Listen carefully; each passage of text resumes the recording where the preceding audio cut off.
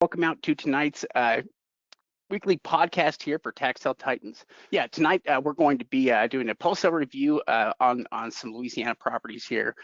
We are doing training tip. We're actually going to be covering quiet title for that. We're going to be doing a pre-sale review of a sale happening in California here. We're doing a bad deal review from Michigan, and we'll take some Q&A questions here from members. So yeah, looking forward to it. Yeah, and if you have any questions, please put them in the chat section. And if we're not able to get to them during the training, we're going to go ahead and address them at the end. The first thing we want to do is we want to really give a shout out and a thank you to all of our followers, our members. You know, we work with students on our coaching level. We have a regular membership program. We have a YouTube membership program that's just $2.99. Anything that would be included in there, of course, is going to be included that and much more within our program members, or even if you're just a subscriber watching some of these clips on YouTube. We appreciate you guys coming to us to learn about tax sale investing. Yeah, no, we're going to do a post-auction review on a Louisiana tax sale auction that just finished up. Yeah. In fact, you know, Louisiana's a little bit different. So Louisiana is classified as a redemption deed state, but they also offer tax deed properties, and that's actually what we're going to be looking at tonight. Is there's a number of different tax deed properties that'll be sold each month through Civic Source. But when we're talking about regular Louisiana tax sales, the ones that are going to happen 90% of the time, in the past, they've utilized what's called a bid down ownership method. In fact, we've just heard that they've changed that, and they're starting to bid down the interest rate. And we can understand why, because when you're bidding down the ownership, suddenly you're making it difficult for the investor and the owner. Let's say they bid down the ownership to 50% on a property. Well, now you've got two people trying to battle for the same property, and it just created more lawsuits. So now what we've heard is they're changing over to a bid down the interest rate, which we think is going to be better for everyone. Yeah. Now, Louisiana, they do sell. They're officially a redemption deed state with a 3-year redemption period on the properties that they sell in their normal auctions. But like Steve was saying, sometimes they have properties that they're selling outside of that as well, like some of the other states do. But bidding down the ownership is a real challenge. If you're forced to bid in a system like that, bidding down the percentage is a much better, system there for picking properties out. So that is good to hear. Yeah, exactly. And that's just going to be like almost like a taxing certificate where you're going to start at 12%, 11.75, 11.50. Now, these unsold properties that don't sell at the normal tax sale, they're going to be eventually transferred to the parish. And after that redemption period has passed, that 3-year redemption period, then they're sending these properties over to Civic Source, and Civic Source is going through really a whole foreclosure process, which we'll look into here in a second. Yeah, so what we're going to do now is we're going to switch over right now and go hop online to review some of these.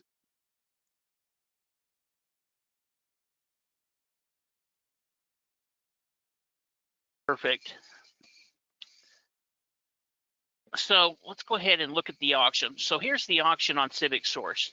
And if we were to look over here underneath the investment, that's where they would have any type of redemption deed properties. You see how they're starting at 100%, where supposedly they're going to be changing that now. In fact, this is from the sale from last year. But here's what we're looking at. These are underneath their property type, and these are essentially tax deed properties. So we're going to click on this first one here.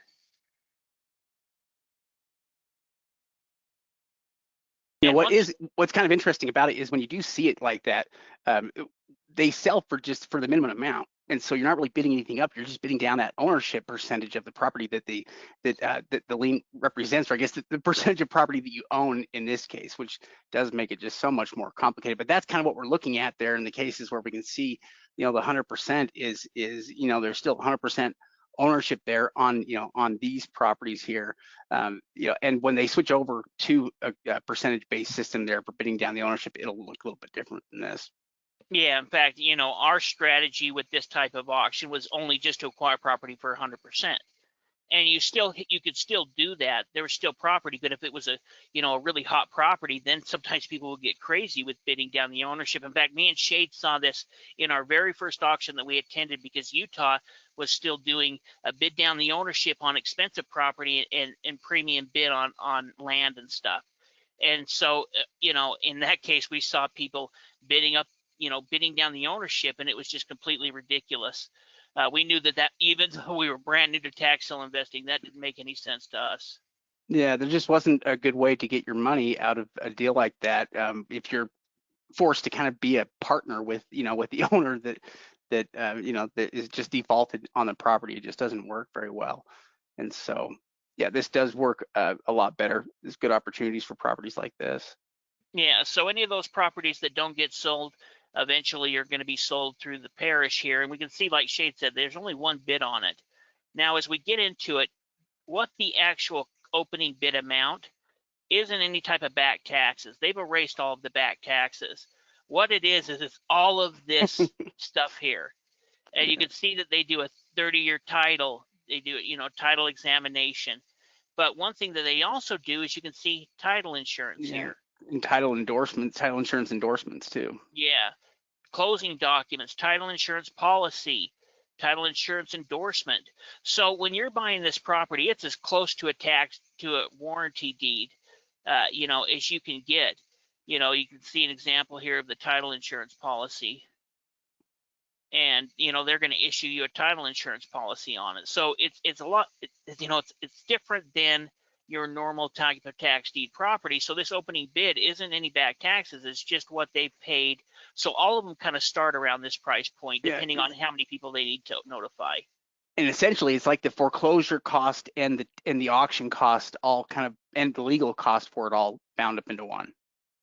Yeah, yeah, exactly. So here's, we can see where the property is located. And one thing that's interesting is when I was looking into the history of this one, it was owned by the city for a while. I don't know if it was deeded over to the city, or if the city lost it, or if the county gave it to the city. But you can see at this photo, it's been cleared, because if we look at it here online, you can see that it's located right here. And Oh yeah. it's actually all, because there's that tree that you can see right there. And Yeah. so they cleared it out since then. In fact, I do like states where they put up signs in front of the properties, to take pictures, because you always know that those images are, are current images. A lot of times they go out there to take them right before the sale, and so it's always nice to get those, just because it's so much more current sometimes than the stuff we're looking at online. yeah, well, and you can see, this blue house right here. Here's kind of looking at the back end of it right there is kind of what you're seeing, Yeah, and you can kind of that figure out the fence as angle. well. Yeah, the fence as well back here. So it's a good cleared lot. You're essentially going to get a warranty deed. The question is, what is its valued? And I was actually surprised by some of the sold value within the area. So here's one sold for 31,000. This one's actually just a little bit smaller. Yeah, that's not a very big lot. That's a 6,000 square feet is like 0.15 acre, I think. Yeah, this one's a little bit bigger, but it's also a little further out. Ended up selling for 27,000. Yeah, that's a lot of money for a small lot. That's crazy. Yeah, yeah, and then here's one for sale right here. Here's one of the cheapest ones I could find for sale.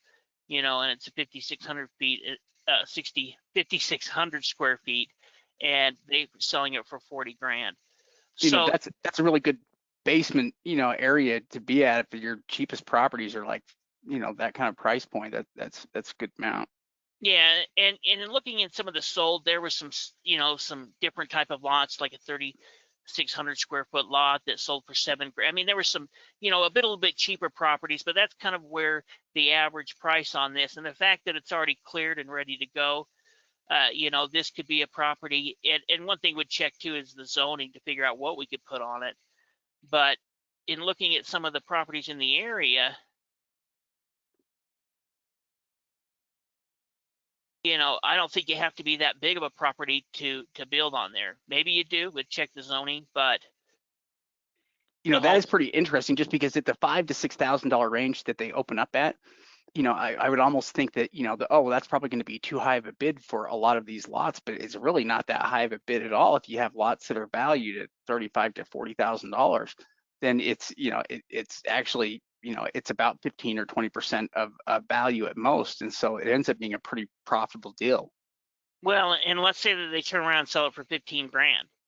They just sell it quickly. They've got the ability to sell it with title insurance. So if somebody wants to buy it to put, at least from as much as I understand by going through and reviewing the rules, that at that point you've got title insurance on it. You can sell it with title insurance on it. Somebody could get a loan against it to build a house or to put a property on it. And so, in that case, I think that there's going to be good profitability there, especially knowing that, you don't have to spend another $3,000 going through quiet title. So in a way, or $2,000, let's say, even see. So in a way, it's like they picked it up for $3,000 or $4,000. Yeah, that's such a huge benefit, being able to just buy the property with title insurance, not needing to take it through a quiet title action. You can just sell it as is because they issue title insurance when you purchased it.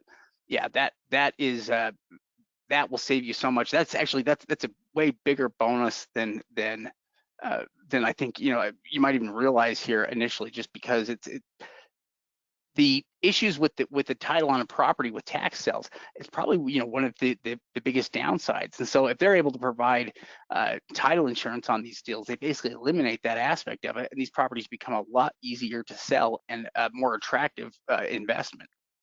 Yeah. Yeah. In fact, this one right here, I didn't get any comps on. I wasn't going to show it, but we were talking earlier and looking at that property. I guess that was in the webinar that looked to be, to have a pond located on it. Yeah. And that's kind of what this is. Oh you yeah, know that one is a pond as well.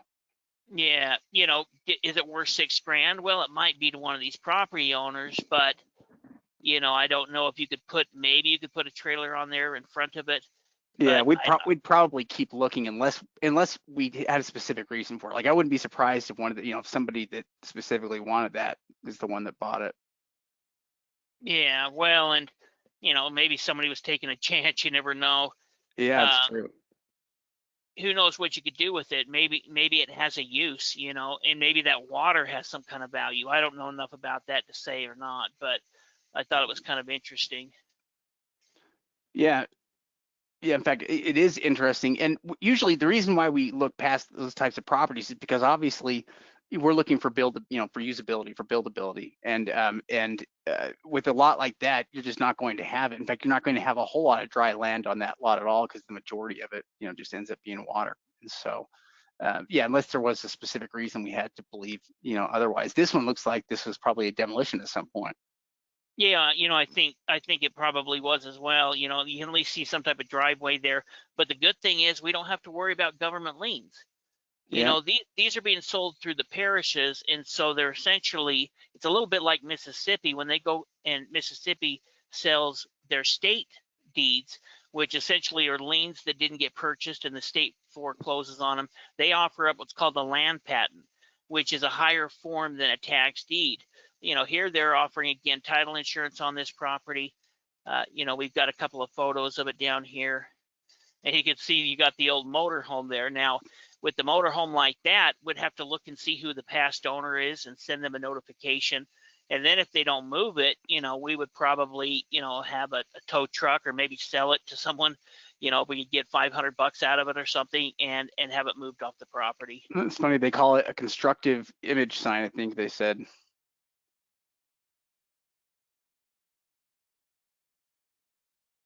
At the Yeah. top. Yeah. Oh, constructive notice signs. Yeah. That is what that is. Uh, yeah, that is kind of interesting. I noticed on the other paper there, they're being sold by Boaz. Yeah, yeah, Boaz Tax Sale Properties LLC. Wonder if that's the entity that county Is set that up to sell them. is that what every one of them says, or I don't know. I noticed on this one, 'cause I maybe it's don't think, different on each one. yeah, that's the Oh, company. okay. All right. I was thinking it was the same on all of them. Never mind. Yeah, so this was some kind of tax sale company that bought Yeah, it, and what they yeah, they're the ones that probably bought the liens, or are these the legal owners? uh they're probably I don't know, I would imagine that they probably bought it at a tax sale, Yeah, and then they went and after the redemption period they ended up acquiring the property because it passed the end of the redemption period and it was in total junk shape. So they just walked away from it. The city probably did a foreclosure on it, and after not paying the property taxes, it's going into the tax sale. I'll almost guarantee that's the story of what happened here. yeah, that would make sense. That's pretty interesting. But again, we're going to get, Holy cow, look how many interested parties there are. yeah, yeah, a lot of people. Well, it was probably a company. Yeah, And so these were all probably owners within this company, you know, some type of LLC where and some of them are going to be like the city of Alexandria. That's probably letting them know about the liens. But some of these different names, you can see all of these different names, family names and things. So this was some kind of company, for whatever reason, they decided to go ahead and, let it go to the tax sale. oh, But that makes it even nicer. You don't have to go through quiet title on it.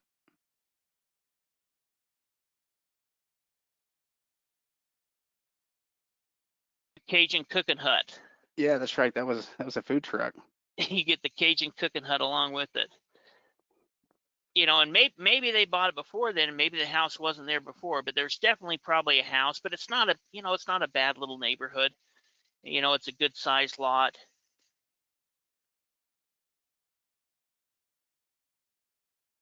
In fact, we can look at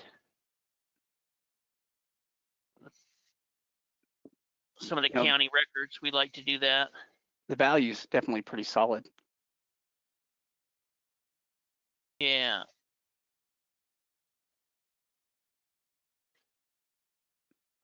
I mean, the map that they have there is not bad, but I always like to look at the county map if I can.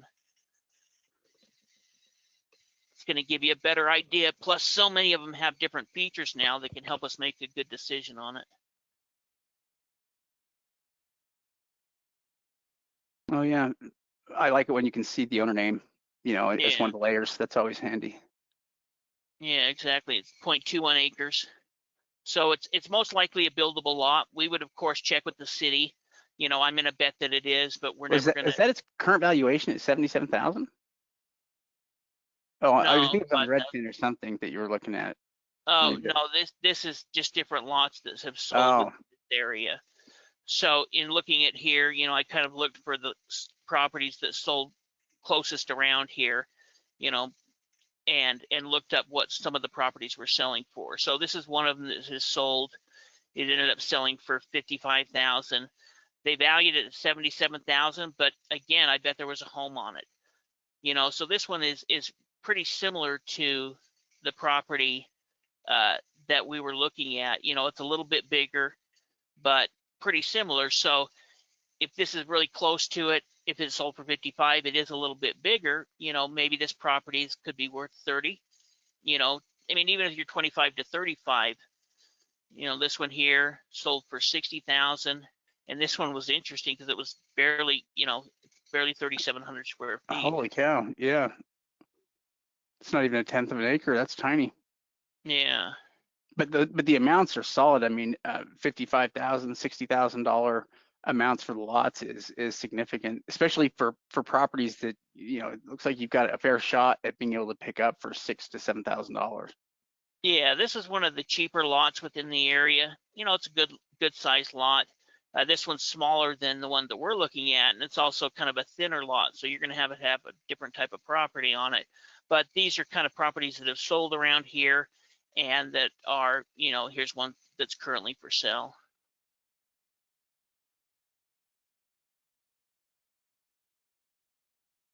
Yeah, the numbers are pretty good. Yeah. The next one. I don't think it's this one. No, that's one I passed. I don't know why they bid on that. Even here, they're telling you, that this is not part of the property. So I don't know why anyone bid on that one. That would be what we would call a bad deal. Yeah. Yeah, it looks like a mess to get into. That looks interesting. Yeah. Yeah, There might be, is there a stream in the back of that, I wonder? It almost looks like a low spot in the back going from the road. Yeah, right there. I don't Yeah, think so. But we could look. it may not be. It may be all fine. I didn't see one on the other one. Oh, it's another one of the benefits of looking at multiple years of overhead images is because sometimes they're taken at different times of the year where you've got less foliage. That one Yeah. doesn't help us too much though, does it? Although it does make it look like less like there's a river or something there. Yeah. Yeah. And I think this is about, 0.75 acres. So, I wonder if we have images of those cross streets. Street side there. Oh yeah, we do. yeah, we can go back here and look at. We'll go to street view here in a second. But here's kind of what they've got. They just got, kind of a regular photo of it. So you can't see a lot. And one kind of trick to show you guys is when you do something like this where we can click on to go to Google View, if we just try to click right here, it's not going to take us back to this location. And so what I'll do is I'll just copy that address up there in the left-hand corner and then type it in and kind of redo it, because then I can look from an overhead as well and not just, jump back out of it. So here we can kind of see, here's where that property starts at over here somewhere. So we can look and see.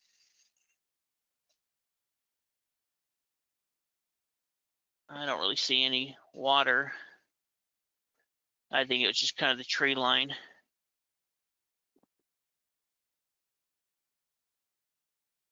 And then it goes down here. And there is, no, I'm on the wrong street.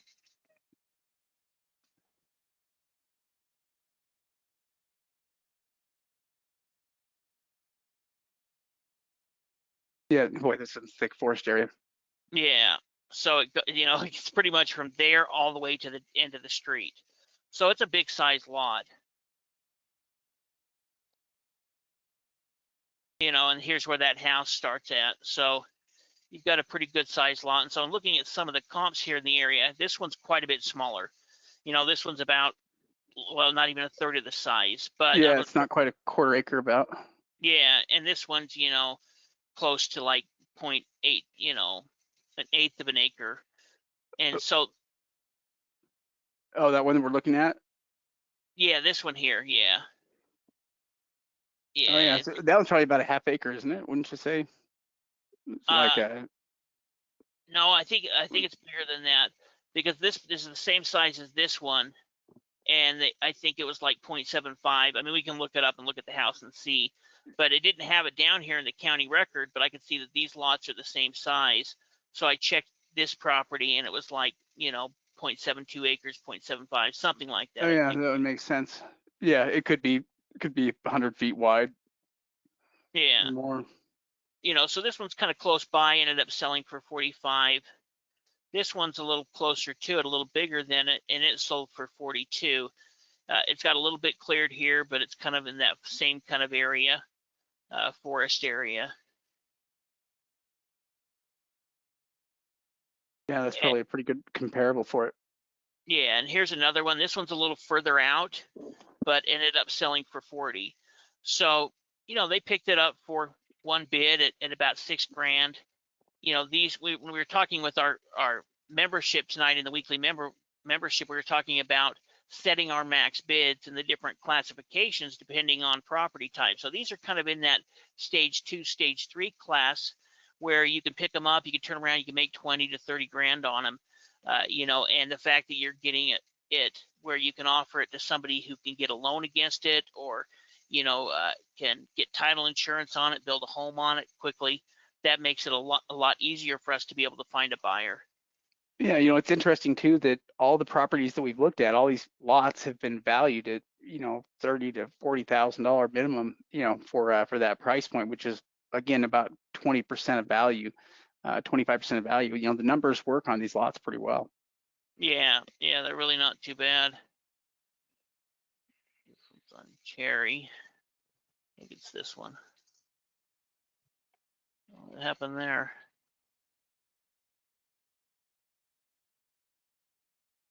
Oh, there we go. Oh, no. Oh, this is the one. This is, I don't know why they bought this. You know, I think it's a decent size, but it's just kind of interesting. Yeah, it looks like a pretty big narrow strip. Yeah, this thing didn't sell.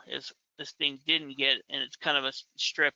You know, the other one, you at least look like it may have road. You know, you've got some water access there, but so those, Yeah. you know, that's not one we would purchase, and obviously nobody bought that one. But we'll look at this last one, and then we'll go over and look at some other stuff.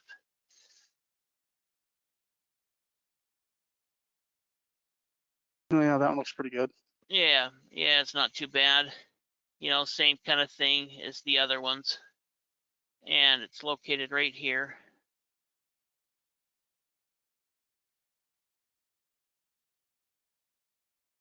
So it's kind of this area here.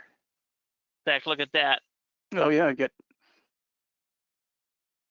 you've got that sign. I do love the signs they put out there. That is nice always to see. Did they put two of them up or is it just double vision? No, there's two of them there. One of them has something white over it. I don't know what the,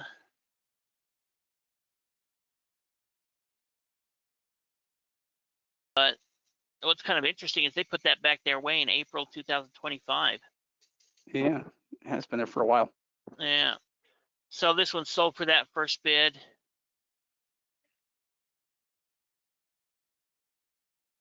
Yeah, we could look up the county record like we did before, but we'll kind of go ahead and go through it quick because I don't want to spend all the time doing it. This one, you know, I was trying to find property because it's a little bit outside of this town, Alexandria.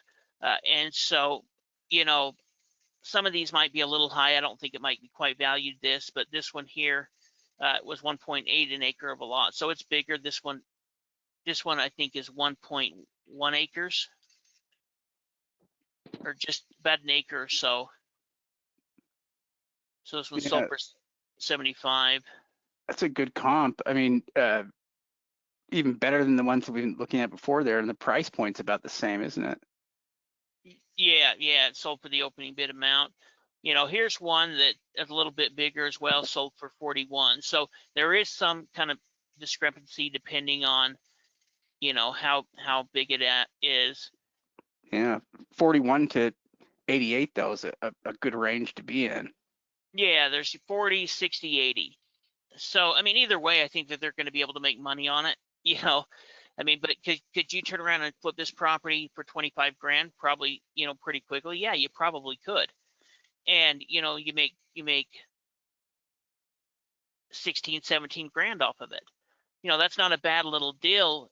And if you do 5 or 6 of those type of deals, even in Louisiana a year, that could be some decent income coming in, at least doing this type of a strategy. But we have seen homes on here. We've seen commercial property.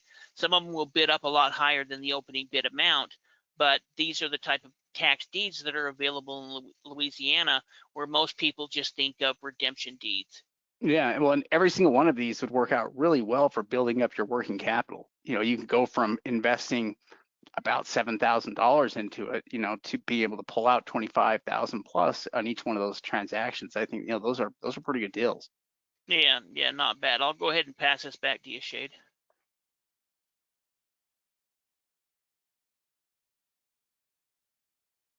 All right, let me just make sure here. All right, screen two. Let's do.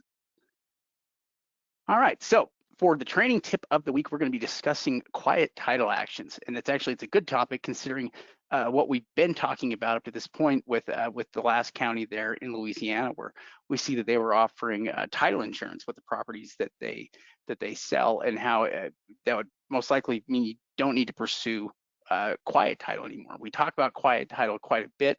We're going to talk a little bit about what quiet title is and why it's important, or why we need to understand it.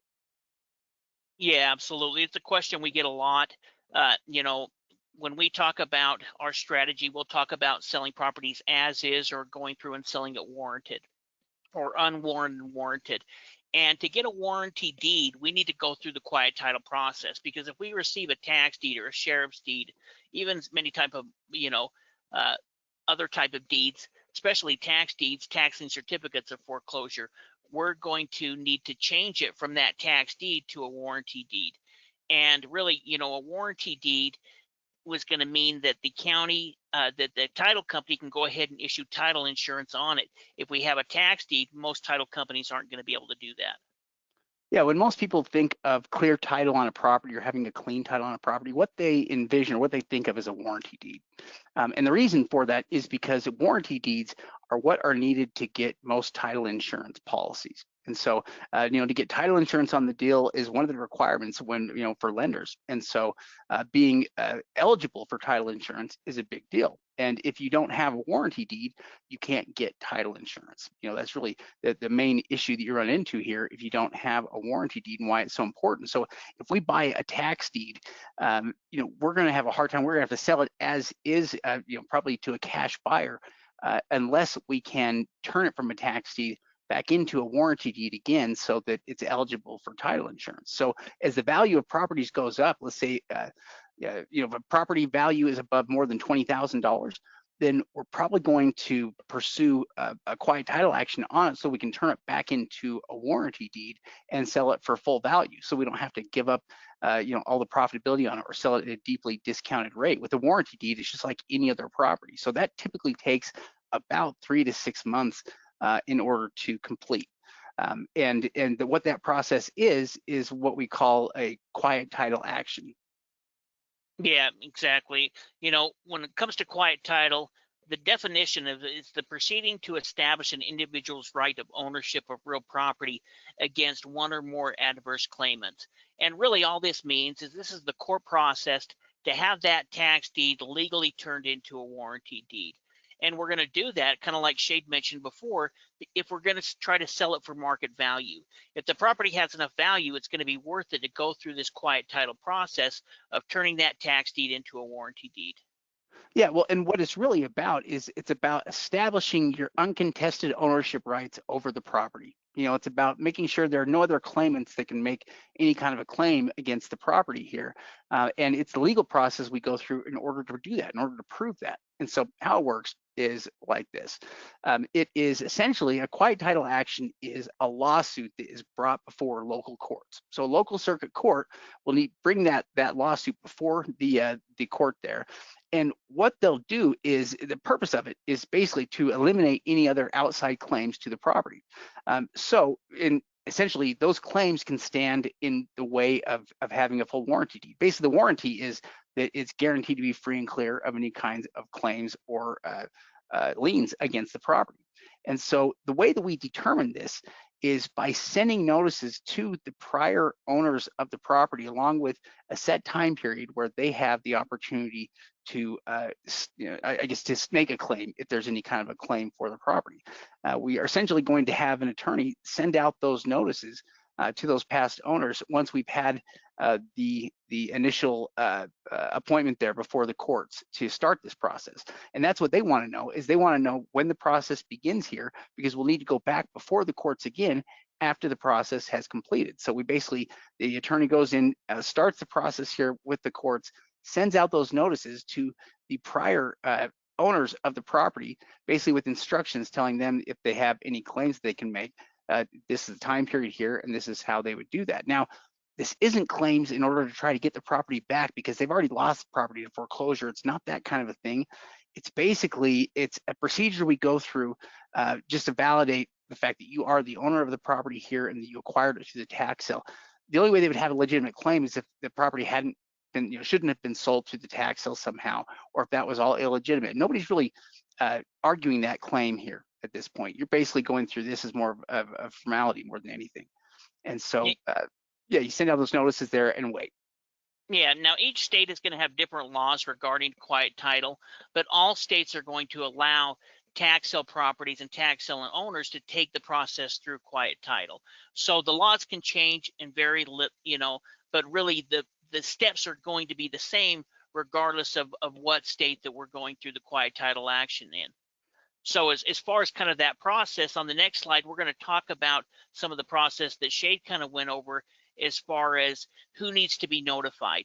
And so what they're going to do is they're going to send out certified mail or certified letters to anyone that has, some type of claim on the property or some type of ownership.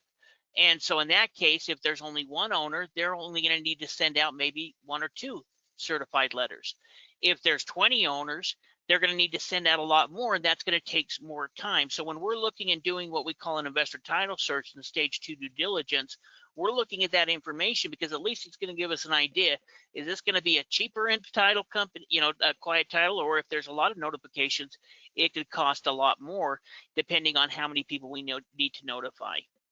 Yeah, the number of parties that are going to need to be contacted is one of those factors that can vary from property to property, and we never really know about. And until we look into the ownership history of the property, and that's what will kind of help us to see properties that have a lot of interested owners, like that property we were looking at just a minute ago that had all of the interested owners that we could see in the past, and it was fairly mixed up. That would be a fairly complicated property to take through a quiet title action because it had so many interested owners involved in the property. There'd be a lot of people to contact. But essentially, those letters go out. They have 20 days to respond, and if no one responds or tries to dispute it, then it's basically going to be considered default judgment. Basically, here you win.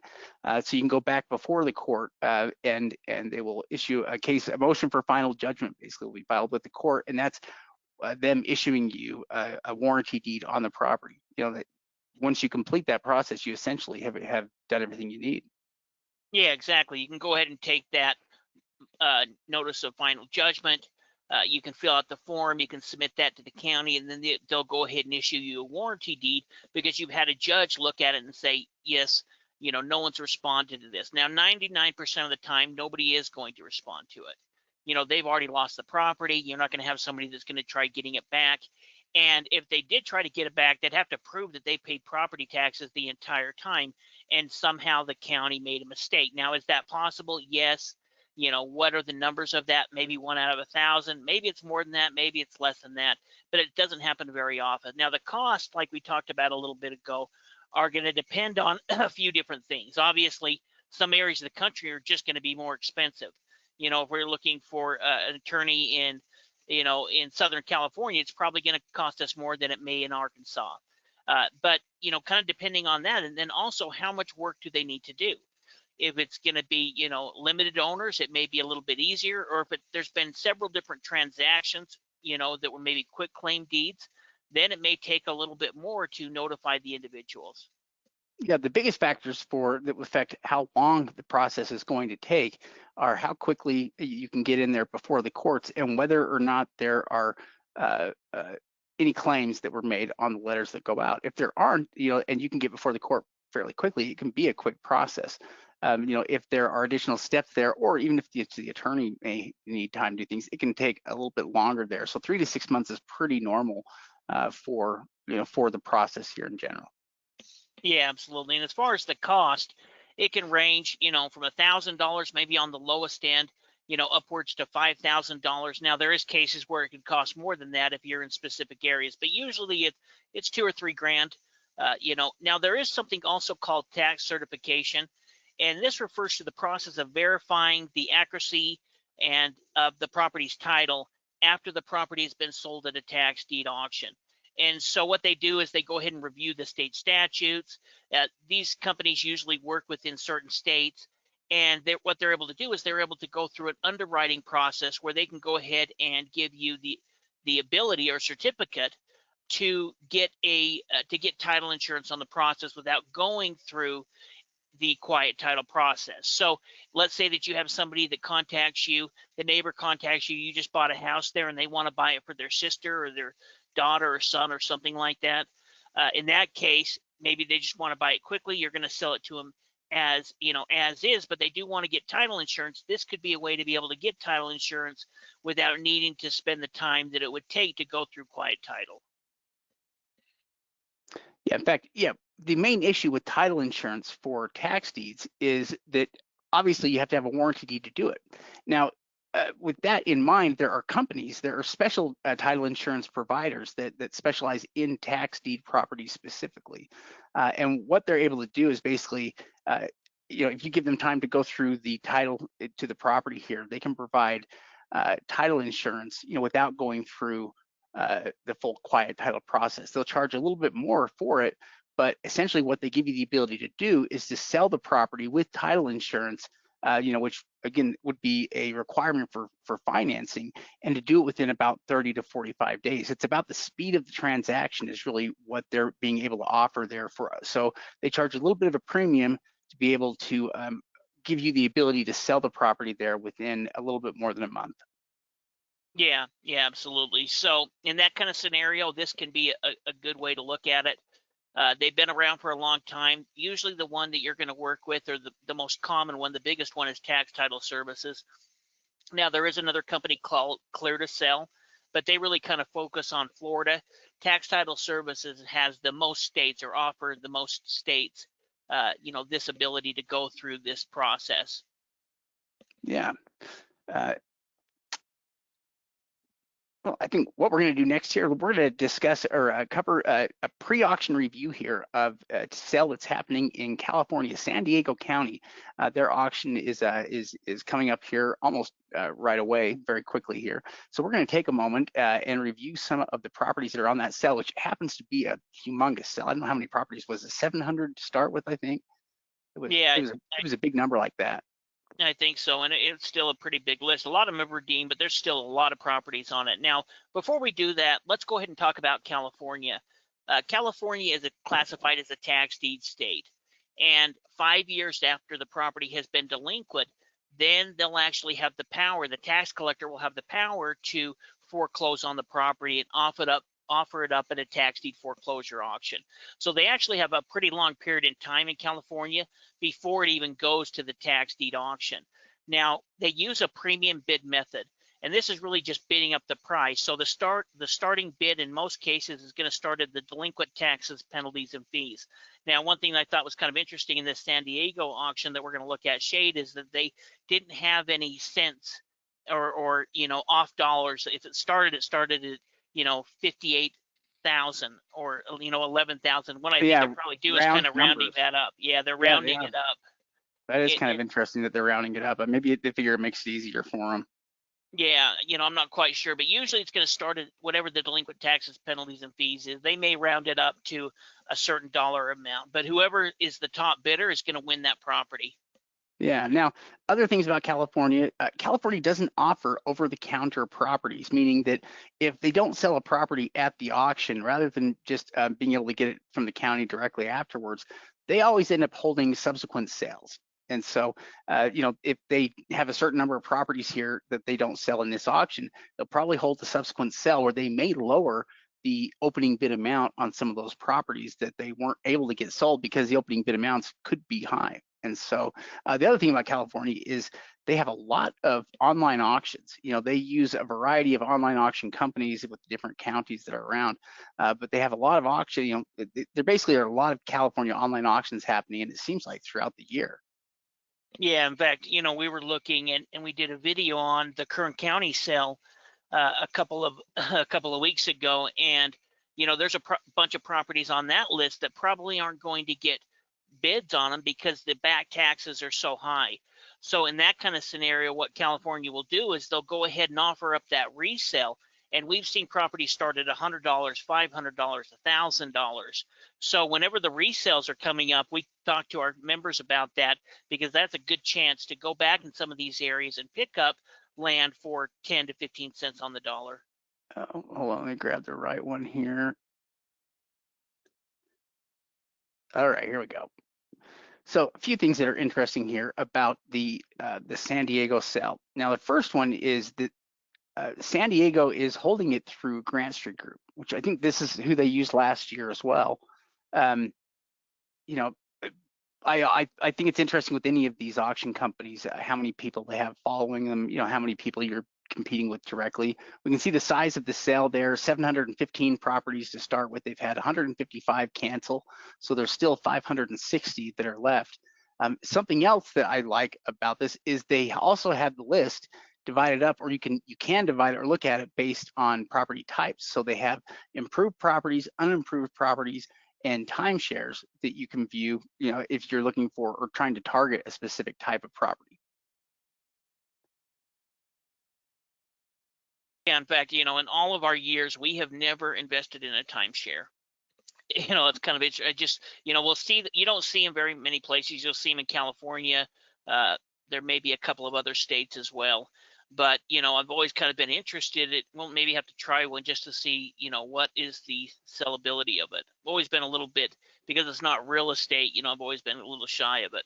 Yeah. Now, in fact, let's take a look at the property. So right now we're looking at improved properties, right? So we've selected it down to improved properties. That's all we're looking at this point. We can see we've got some different properties here. One thing that is amazing is just how much all these properties are valued at. A lot of these properties have a significant amount of value here we're looking at. Yeah, I mean, these properties here, I want to say, the first one I think is about a $300,000 property. We've got properties, some of these are valued even higher, but we're going to look at property number 63.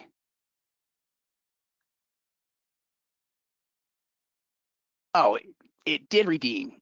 It redeemed during the time that we were preparing here for it, and just now. They probably just had the redemptions from today, Yeah, upload to the system. They probably just barely did, because I have 61 on here as well, which was, this one's an interesting house. It starts at 163, and it's a house in Oceanside that's valued at about 537. It has some interior images. Maybe we'll take a look at that here in a second. But this one that I was looking at, I thought was interesting because, here, I'll pull it up here.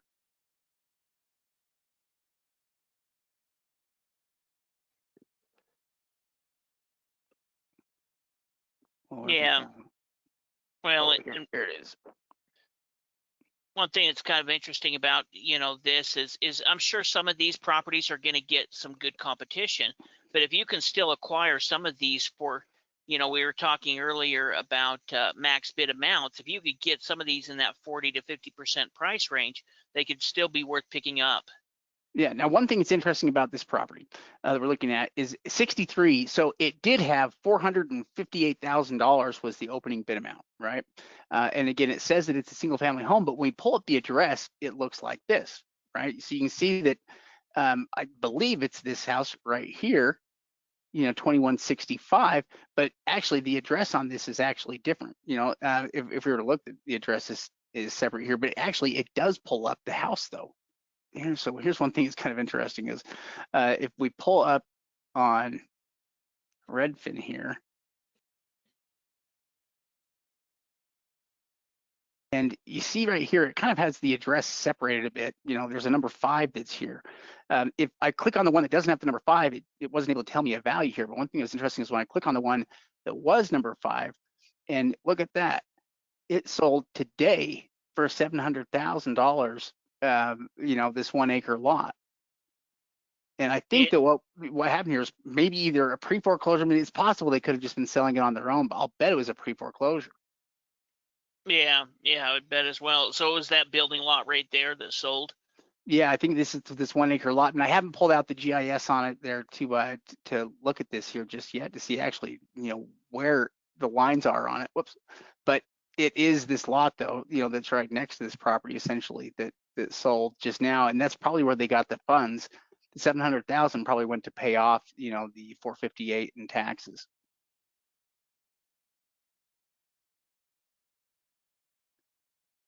Oh, I think you're muted.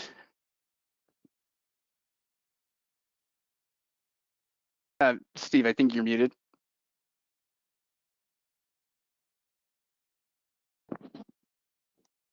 Steve, you're muted.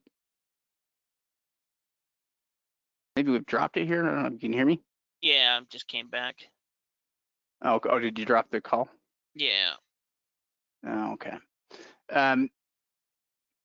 All right, so that's an interesting property here, but there's actually several interesting properties. Let's look at the one right up above it that starts at 163, because there is still profitability in some of these properties, or at least the numbers are still good enough. In fact, let's see, 208, that one's got to be available.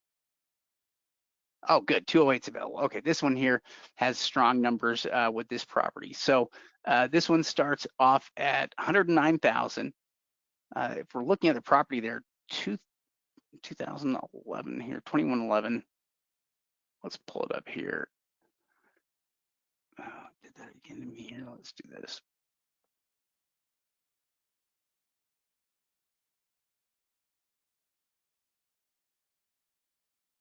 Okay, so we've got the house right here. We can see an overhead image of it. All right, here, and copy that address here. Go down and look at it, and here we see, so the image is from April of 2023. This is our house right there. We can see it's a nice little neighborhood here. And the property, if we're looking at the property, let's set the value here on it. It's definitely outside San Diego somewhere. Oh, it's in Ramona? Yeah, Ramona. And we've got $781,000 value here on the property. We can see it's built in 76. And now this one doesn't have interior images. Let's see the one though that I do know does. So on this one, the value is roughly 780,000. It starts at 100,000. You can get an idea there. There's a lot of room to bid up on it. Some of them don't quite have the same room to bid. Like, oh yeah, let's look at 61 because that one probably has a higher chance of going through the auction and not getting, not being redeemed because it does have kind of a higher amount compared to the property value. And I think it needs a little bit more work.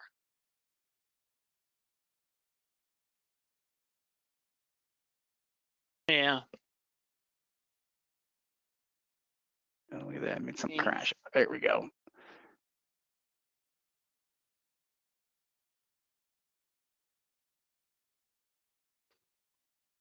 It's like I broke it. All right, let's see here.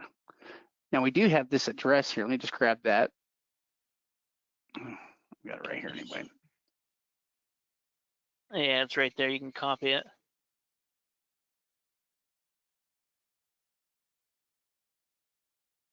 Every time I try to drag this thing over, it does that. Okay, there we go. Now, so here we can see this property right here. So the one for 163, valued at 537, but the one advantage, so built in 82, but we do have interior images here. So it says it's off market, but we could take a look at this and see when the images are from. And usually if we scroll down here to the bottom, we can usually see a history here. So this property sold last in 2016. So that's probably when these images were taken of, the interior here of the property. It was probably in 2016. Yeah, at 537,000 with $160,000 opening bid. That's still, that's still doable. Yeah, you could still add another 150,000 on it and probably still do a pretty good buy on it. It's not, it's not really big. Seems to be overall pretty good. And there's actually, there's so many different ones, even the ones that I was kind of looking through as well, where they started at 40 to 70 grand. They were valued in the 700,000 range. In fact, there was one that I was looking at that was this massive warehouse, that started at 465,000. I don't know what it's valued at, probably, 10 million or so, maybe 5 million. Have to look more into it. Yeah, in fact, so if we click on the unimproved properties here, there's a lot. So there's more land in this cell than there are improved properties. We can kind of see that as we're looking through, and we can see all the properties that are listed here. And I went through the first, I don't know, probably up to maybe about this first page of properties that I was looking at. And what's kind of interesting is we've got a mix of property types, and some of them, may be good deals, and some of them, in some cases, the opening bids are too high. In some cases, the opening bid is high enough that these properties may not get bid up at all. Just because they're really asking for quite a bit, compared to what the property is valued or what it's worth. In fact, here, let me pull this thing up here, and so we can see all these properties right here. Let me show you what they are a little bit faster way here. Let me go slideshow.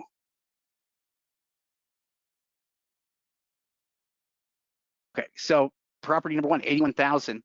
is this property right here. The other thing that's also kind of challenging about this is the way that San Diego has their records. Well,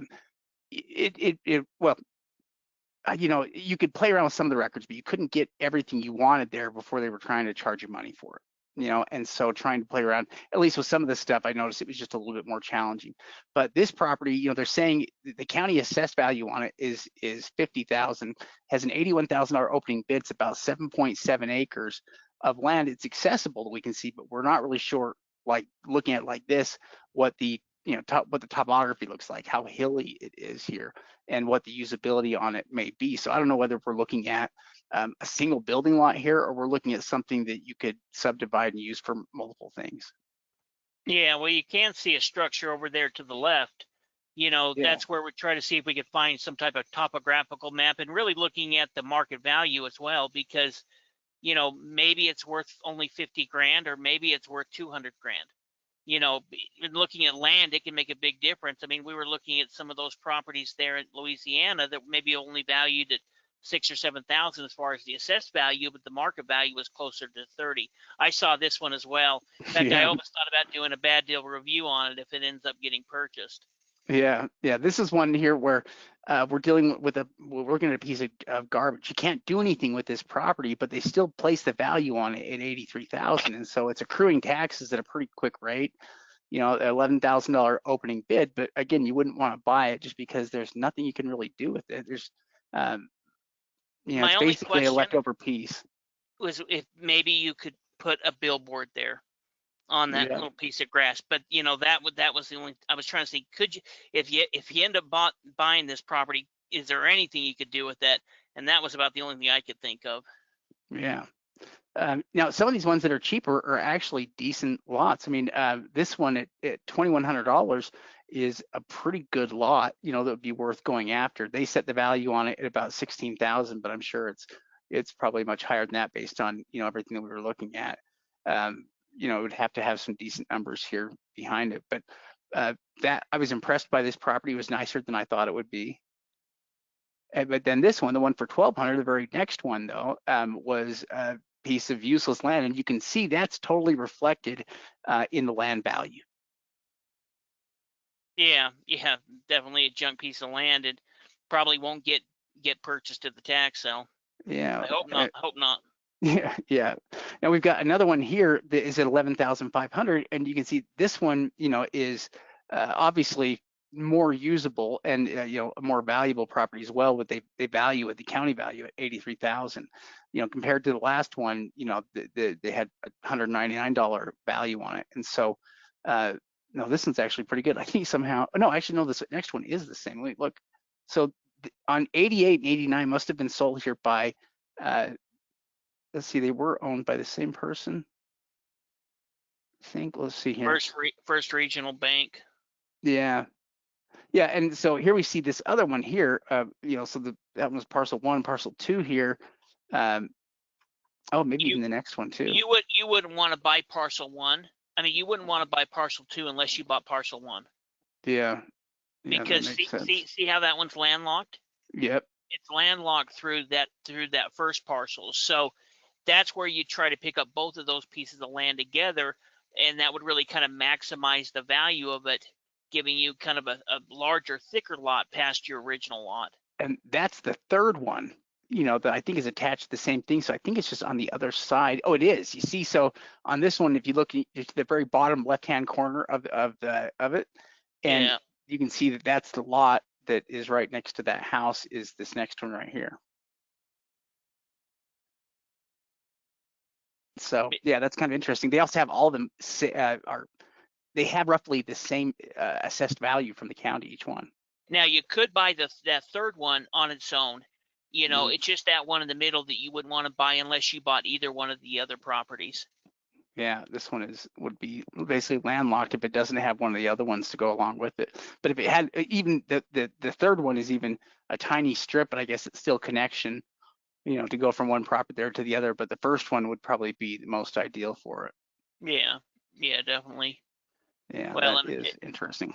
and it would be interesting to look at the market values. You can see that there is some kind of address there, so it'd be easy to hone into this area and check and see what the the actual value is of it, based on good comparables, based on properties that have sold within the area, and getting an idea of what our competition is as well. Yeah, lots of really interesting properties though in these auctions that are happening in San Diego County. It's a big enough sale though that there are bound to be some really good deals that are going to come out of it. Yeah, yeah, absolutely. Well, it'll be interesting to see if, if they end up having a resale.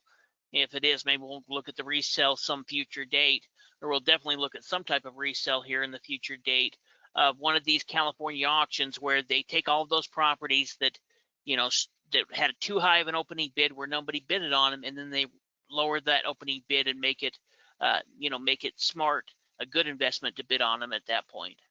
Yeah, you bet. Now, for the next section, let's do a bad deals review section here, where we're going to look at a bad deal that that happened here not too long ago, and discuss some of the reasons why it was a bad deal. Yeah, absolutely. This happened in the Michigan tax sale last year. In fact, I just, it was one of the first. I just said, let me see if I can find something, at a bad deal.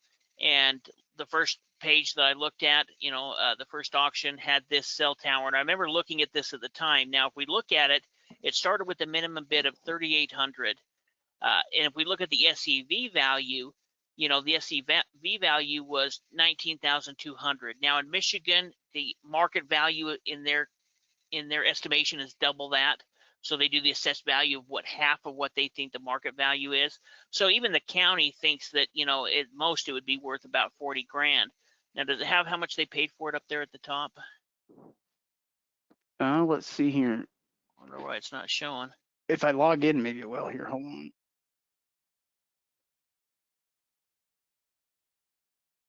There we go. It sold for 85,000. Goodness, they paid a lot for that. Yeah. Yeah. Well, and if you look at the pictures,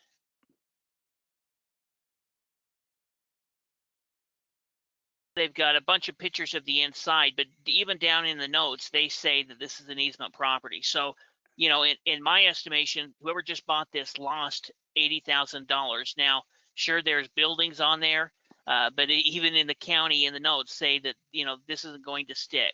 Why? It makes you wonder why they sell these. They really shouldn't be allowed to sell them, because easements and ownership should be somewhat tied together if the property only has uses in easement. You know what I mean? Yeah, well, and they do this all the time, and we see investors buy these all the time and get themselves in a situation where they lose money. And that's the reason we're going over in easements and talking about them, so that as you guys are looking at auctions, you know how to avoid them. Now, most of you guys just looking at it probably already know, but this happens all the time, and we want to try to keep people from buying these kinds of properties, because you've given yourself no chance to try to make money. There's no way to try to salvage this deal. Even though there's some structures and there's things of value on there, the county even says that you don't have any ownership of that stuff. Yeah, you can't do anything with anything there because it's not yours, at all. Basically, it's all part of infrastructure, and so you can't even mess with it, even if you are the owner of the property. So it really does kind of make owning it fairly pointless. And it's all the more reason why the people that they're using it for these liens really should be paying the property taxes to maintain it, because it's crazy to let a property like that go through the tax sale and let somebody else potentially buy it. But they figure it is on them for not doing their research, I guess. Well, and in this case, it was probably created by some company that eventually, quit using it or quit paying it. And the reason they quit paying it is because it doesn't matter if they do or don't. Sometimes they'll have a lease, or they'll be able to make money off it for a certain period of time. At that point, they're no longer making money off it, or it could be owned by some kind of company. But in this case, they get free access to the property. So whoever this is, and I think it says down there below in the notes who actually has some type of service there. Let's see here. So located in Granville Public School District industrial land use, it appears the property is still in use, but unknown if it is active. Please use caution, be respectful. Large cellular tower, multiple electric meter hookups, but only one is occupied. Labels for, so it may not even be in full use either. Labels for Sprint and T-Mobile are visible. Two small buildings to the north, large industrial equipment attached. There's a large diesel generator. Property looks well maintained. Yeah, please note the equipment and structures of this building. Buildings are on leased land and are assessed separately and not included as part of the sale. This parcel may be subject to utility right of way, other easements.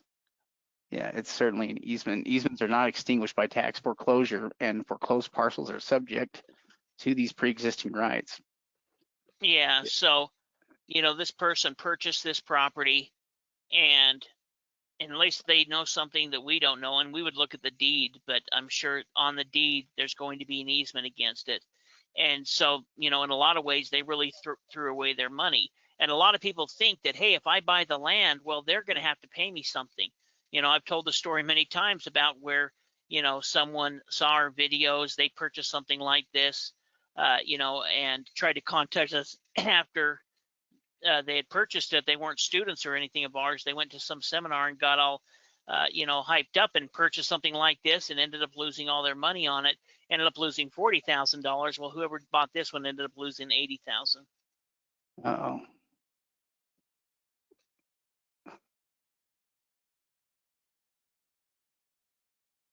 Let me shut that off here before that crashes me. Holy cow. Yeah, But that pretty bad deal. yeah, hopefully that gives you guys an idea of what we're trying to avoid. We're going to look at different properties like this. Maybe, it may be a piece of land that isn't buildable. That's something we'll see, pieces of land that can bid up to high prices because it's in a great area, but they didn't even check the minimum square foot laws for that particular area. And so they bought something that's completely useless. So what we want to do is we want to give you guys education so that you can go out there and be successful with this, and also help show you properties that that aren't going to make sense. In fact, we even looked at some of those in the San Diego auction. Yeah, and let's see, looking at some of the questions here. The deadline to register is over for correct? Yes, for San Diego. So I think it is over for San Diego, isn't it? Yeah, Since today. Yeah, I mean the bidding is just about to begin, so that's usually what happens. What if the buyer is a network cell transfer? Even if you were in the cellular business, buying the land itself wouldn't help you at all. It wouldn't make any difference. That's why it's really so rotten of these companies to not pay the property taxes on these properties and let it go to foreclosure, because there really isn't any other use for the property other than, I mean, with the easements they don't have to pay anything. They can use the property for what they want, and it doesn't matter who owns it. That's why they don't care. Is literally, it doesn't matter who the owner of the property is, they can still continue to use it for the same purpose. So they really have this authority to use the property over and above everything else that, it's going to trump your ownership. It's going to trump anything else with the property. You can't even mess with it. So yeah, this property is a total loss, and there's no real way around it. The only way around it is just not buying a lot like this if you see it come up. Yeah, in fact, in last week's podcast, we went over somebody who spent, $560,000 on On another essentially utility. on a water tank. And there's a bunch of different easements. In fact, we just had clipped that section up and just putting it out on YouTube tonight at 7 o'clock. It released, where we went over and showed this property, and we're going to try to find more of these easement type of properties. So when you see this, these are all red flags for you guys to automatically avoid, because believe it or not, this doesn't happen. This is a pretty common thing when we're talking about, power lines and utility lines, when we're talking about retention ditches and ponds, when we're talking about, something like a water tower, or in this case, a cell tower. All of these things are essentially going to be easements that allow that property to be used, and you're really going to have no power over it. No, in fact, all of your power has to be exercised when you're doing the research on the property, to avoid it. If you see anything that looks like utilities with the property, you're generally going to go the other direction, just because we can't change anything about those. And it's kind of like buying, a lot that's a ditch. It's like buying a ditch. It's really no different, other than they're spending more money and it's a fancier looking ditch, but it's still basically a ditch. So yeah, that's what we want to watch out for. And as long, really, it's not that hard to avoid, as long as we're just checking to see what properties are. ahead of time. And if there's anything weird like that you see, I mean, anytime you see things that don't add up, like you look at a property record and there's not really improvement value there, that's one of those kinds of red flags. You see, things about easements there, or about easements existing on the property, another kind of red flag. There are all those kinds of things you got to watch for, that typically come up, but they're usually pretty easy to spot. Yeah, absolutely. And the fact that you guys are on the call with us means that you're getting educated, so you know what you're going to watch for, you know what to look for. If you're part of the membership program, hopefully you've gone through and reviewed our past videos on stage 1, stage 2, and stage 3 due diligence, so that you know the process that you're going to need to go through to do the research and, and make a good investment. In fact, tonight in the webinar, we went through, setting our max bids amount, setting our max bids, and kind of based off what type of property is and its value. So as long as you're doing that, you guys are going to have success with this. Matthew has a great question. He's wondering, are there any other states like Louisiana, that have all the back taxes and liens, where they're all incorporated into the initial bid, and they, guarantees with title insurance? And I think with the title insurance part, I would have to say, Washington might do sometimes some title insurance stuff. Yeah, they'll sometimes offer limited title insurance. One thing that Washington does is they'll have a title company go through and do a full title search on it. And on most of the properties, or many of them, they'll go ahead and offer some type of title insurance policy on it.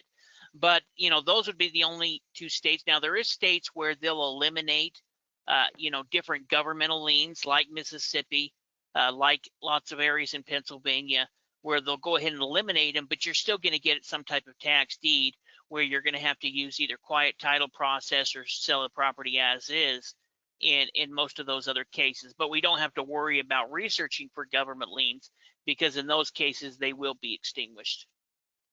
Yeah, another one here was, could you highlight some of the benefits of getting into tax deed properties having longer redemption periods, like Louisiana, where it has 3 years? Well, so traditionally, a longer redemption period for tax deed properties is a downside, but what it can do in some cases is it can drive down the price you pay for the property pretty dramatically. It could still end up resulting in redemption, which is what happens with a lot of properties, in which if you make the rate of return on it, it's a decent return, anyway. But traditionally, though, it's kind of a negative. It's also why, though, in some of these states like Louisiana, there are other actual tax deed sales where you can participate and not have to worry about a redemption period after it, because the county's already foreclosed on the property. So there's opportunities to get both kinds in places like Louisiana. In fact, there's a number of states that sell liens in general, but they have tax deeds available as well, that the county's foreclosed on for other reasons. Well, and it really depends on what your goal is. If you don't mind sitting on your money, then Louisiana can make a lot of sense. I mean, when Shade says it's a negative, it's because most of our students are looking to try to flip property.